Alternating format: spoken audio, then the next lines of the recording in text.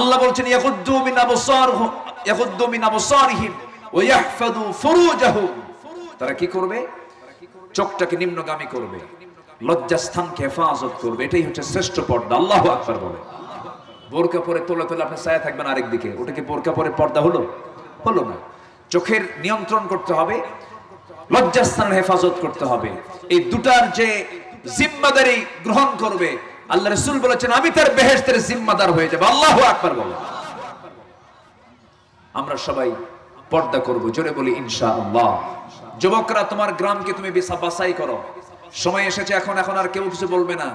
তোমার গ্রামের ভিতরে কোন বাড়ির মহিলা থ্রি পিস পরে উলঙ্গ হয়ে অর্ধনগ্ন হয়ে বাড়ি থেকে বের হয়, তোমার চোখকে নষ্ট করতে চায়, ওই বাড়ির মুরব্বীকে ওয়ার্নিং দিয়ে দাও, আপনার মেয়ে আমার গ্রামকে নষ্ট করছে, আমাদের চোখকে নষ্ট করছে, বোরকা পরান, নচেত আমরা শক্ত ভাবে তার প্রতিহত করব।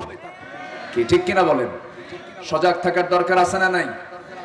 আপনার গ্রামের মাতব্বর নামাজ পড়ে না, আস্তে করে যুবক তুমি ডাক দিবা, ডাক দিয়ে বলবে চাচা আপনি নামাজটা পড়েন, আপনার মাতব্বরি ঠিক রাখেন। যদি আপনি নামাজ না পড়েন, বেনামাজির কোন মাতব্বরি আমরা মানব না।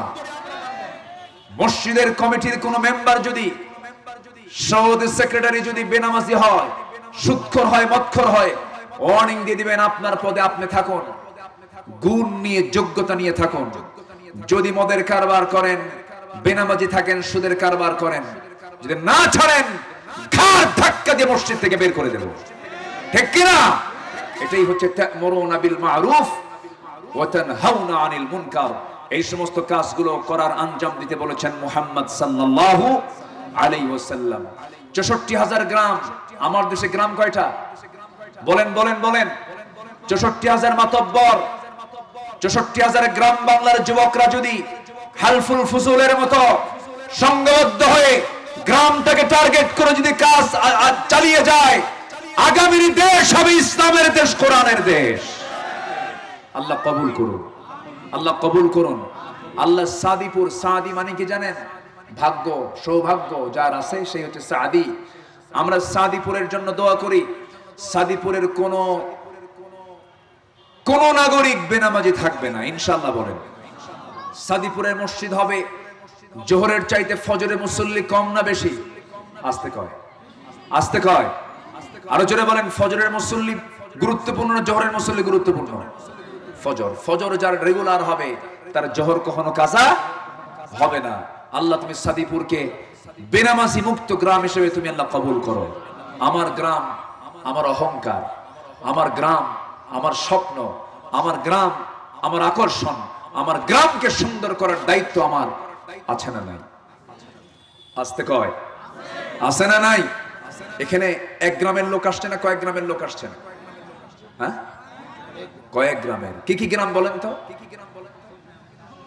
আপনার কি? বাদেখানপুর। আপনি? বলিতে পাড়া। আর কে?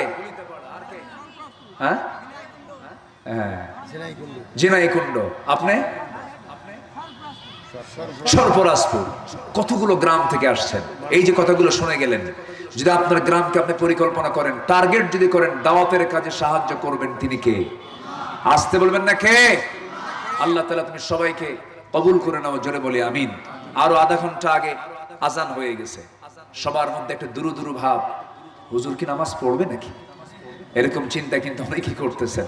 আমরা নামাজটা পড়বো, যতটুকু হয়েছে আমরা বলে ফেলি আলহামদুলিল্লাহ। একটা লোক উঠবেন না দোয়ার আগ দিয়ে। দোয়া করব, এরপর আজান হবে, নামাজ হবে, এরপর আমরা যাব, জোরে বলি ইনশাআল্লাহ।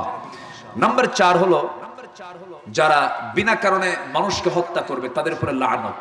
লানত কি পড়ে নাই? লানত কি পড়ে নাই? পড়ে নাই? পড়েছে। নাম্বার 6 হলো মুনাফিক এবং কাফেরদের উপর আল্লাহর লানত।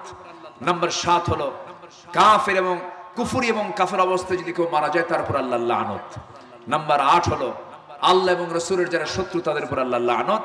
নাম্বার 9 হলো অঙ্গীকার যারা ভঙ্গ করবে তাদের উপর আল্লাহর লানত।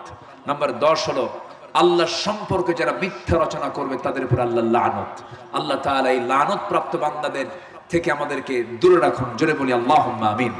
এই আশাবাদ কামনা করে যে যেখানে আছেন আসরের নামাজের দিকে গুরুত্ব দিয়ে, আমি আর কথা মন চাচ্ছিল আরো কথা বলি কিন্তু সুযোগটা নেই। নামাজটা আমাদের পড়া দরকার, খুব জরুরি। আমরা একসঙ্গে আমরা দোয়া করব। আমরা চাইবো কার কাছে? আচ্ছা ঠিক আছে, আসুন আমরা দোয়া করি। আমাদের ইমান ভাই একটু দাঁড়ান তো। আমার ইমান ভাই আলহামদুলিল্লাহ অনেক কষ্ট করেছেন এই মাহফিলটার জন্য, এত কষ্ট তিনি করেছেন। আল্লাহ তুমি তার সকল শ্রমকে তুমি আল্লাহ কবুল করে নাও। সাথে যারা সহযোগিতা করেছেন তাদের সহযোগিতাকে তুমি আল্লাহ কবুল করো। মেহমান বৃন্দের জন্য আমরা দোয়া করি। যারা আজকে এসেছেন তারা বহুদিন আসতে পারেন নাই। আমার ভাইজান এসেছেন, আমার ভাইজান এসেছেন, এই যে মুরব্বীরা সবাই আসছেন, এই ঢাকা থেকে চলে আসছেন, এই গ্রামের মানুষ। আল্লাহ তুমি তাদের এই খেদমতগুলোকে তুমি আল্লাহ কবুল আর মঞ্জুর করে নাও। এই আশাবাদ কামনা করে আসুন আমরা চাইবো কার কাছে বলুন তো? এটা নামাজের মতো করে একটু বসে একটু বিনয় হয়ে আমরা আল্লাহর কাছে চাই। একটা হাদিসে আসছে আসরের সময় দোয়া কবুল হয়ে যায়। আমরা আল্লাহর কাছে একটু চাবো। আশেপাশে অনেক মাইয়াত শুয়ে আছেন। আমার ইমান ভাইয়ের আব্বা আম্মা কেউ নাই, দুজন ইন্তেকাল করেছেন। আরেকটা অসুস্থ বাচ্চাকে দেখেছে এই মাহফিলের জন্য তার বাবা সিংহভাগ একটা অর্থ দান করেছেন। কি নাম তার? রাজু আহমেদ। তার একটা মাত্র সন্তান অসুস্থ। আমরা রাজু ভাইয়ের জন্য দোয়া করি, আল্লাহ তুমি তাকে সবরে জামিল, ধৈর্য ধরার তৌফিক তুমি আল্লাহ তাআলা দিয়ে দাও। জোরে বলি আল্লাহুম্মা আমিন। আসুন আমরা আল্লাহর কাছে চাবো, আল্লাহর কাছে প্রার্থনা করব।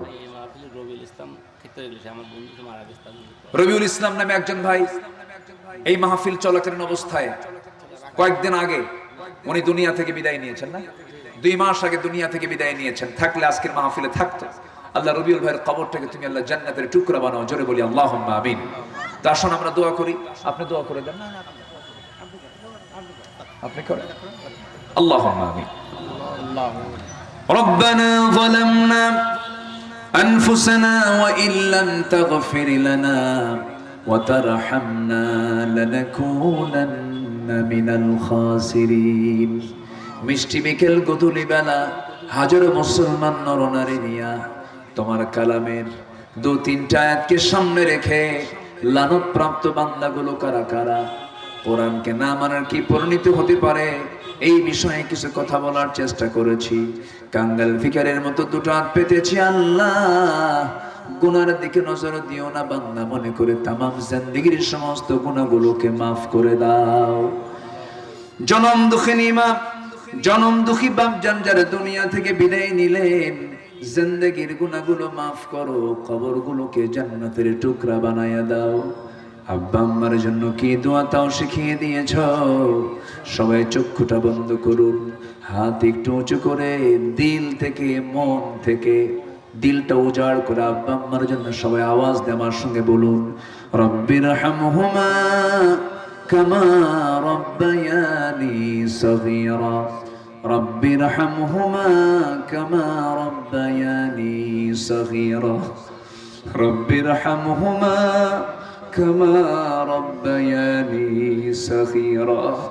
আল্লাহ বিশেষ করে মাহফিলটার আয়োজন করলেন যারা, কষ্ট করে আসলেন যারা, বিনিময়ে কিয়ামতের কঠিন ময়দানে এই মাহফিল সবার জন্য নাজাতের মাধ্যম বানায় দিও আল্লাহ। সাদিপুর গ্রামটাকে তুমি আল্লাহ কবুল করে নাও। ঘরে ঘরে খালিদ বিন ওয়ালিদ পয়দা করো, ঘরে ঘরে সুমাইয়া আয়েশার মতো মা তুমি আল্লাহ পয়দা করে দাও। দুনিয়া থেকে কোন দিন বিদায় নেব জানি না, মরতে যখন হবে শহীদি মত কপালে জুটায় দিও আল্লাহ। মালাকুল মত কোন দিন আসবে জানি না, তোমার দরবারে ফরিয়াদ করি, তোমার পছন্দের বান্দা না হওয়া পর্যন্ত তুমি আল্লাহ আমাদেরকে তোমার সামনে মুখোমুখি করে দিও না। আল্লাহ তোমার বান্দাগুলোকে নিয়ে হাত তুলেছি, কার মনে কোন জ্বালা তুমি আল্লাহ ভালো করে জানো। যার যে সমস্যা তুমি আল্লাহ সমাধান করে দাও। পরিবার অশান্তি শান্তি দাও, সন্তানগুলো অবাধ্য অনুগত করে দাও। ব্যবসায় মন্দা বরকত দিয়ে দাও, রুজিতে ঘাটতি তুমি আল্লাহ বরকত দিয়ে দাও। দুনিয়া থেকে কোন দিন বিদায় নেব জানি না রে, তবে যেদিন মরে যাব রে, টান মেরে ঘর থেকে বের করে দেবে। জীবনের শেষ গোসলটা হয়ে যাবে, মনামুখ সব দেখে দেখে চলে যাবে। 24 ঘন্টা যাবে না, মাথার চুলগুলো খসে খসে পড়বে। 3 দিন যাবে না, চামড়াগুলো গলে গলে পোকার পেটের খাবার হবে। মাত্র 7টা দিন পেটের নারী ভরি সব চোখ মুখ কান নাক দিয়ে বের হওয়া শুরু হয়ে যাবে। মাত্র 3টা মাস কবর যদি খনন করে দেখা হয়, কয়েকটা হাড় গোড়ো ছাড়া কিচ্ছু খবর আর খুঁজে পাওয়া যাবে না। এই তো আমার দুনিয়ার জীবন রে। শেষ পর্যন্ত দেখা গেল বন্ধু আমার কেউ নাই। বন্ধু তুমি আল্লাহ, আমার ছাড়া কেউ আপন বন্ধু নাই রে। সে অন্তিম মুহূর্ত যখন চলে আসবে জবানে জারি করে দিও লা ইলাহা ইল্লাল্লাহু মুহাম্মাদুর রাসূলুল্লাহ।